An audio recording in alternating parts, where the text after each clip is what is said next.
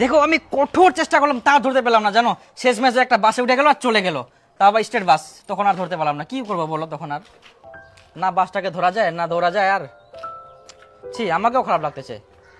আচ্ছা শোনো, চলো একটা সুন্দর জায়গায় ঘুরতে যাই, তোমার মনটা ভালো হয়ে যাবে।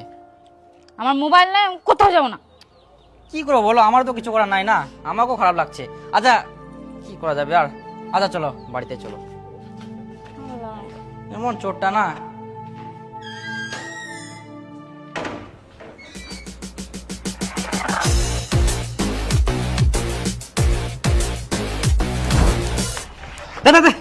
এত দূর দৌড়ায় হাফসাই দিলে তুই। আচ্ছা বল কত দিব? 2000 দে। 2000? এত রেট কিসের? 500 টাকা নে। 500 টাকা কত রিস্ক নিয়ে আমি কাজটা করলাম তুই জানিস? পাবলিক ধরতে পারলাম আমি, কম কেলা তো। 2000 দে। 1000 টাকা না, যা। আর তোকে এত দূর দৌড়াতে হবে নাকি? আমার 500 টাকা দে। যা যা যা, আবার যদি লাগে তাহলে ডাকিস। আর শোন, মোবাইলটা বিক্রি হবে নাকি? হ্যাঁ হবে। আইফোন আইফোন কত? 20,000 দে।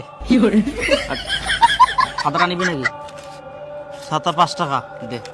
5 টাকা। হ্যাঁ একটা কাজ কর, গোটা ব্যাগটা নে। আয় তুই গোটা মানি ব্যাগটা নে। চললাম বন্ধু। ধন্যবাদ, তুই আমার মন জয় করে নিলি। এভাবে ডিলাক্ট করিস। যাক, এবার আমি একাই বিন্দাস মন খুলে ঘুরতে পারবো। এই বুদ্ধিটা আমাকে আগে করতে হতো।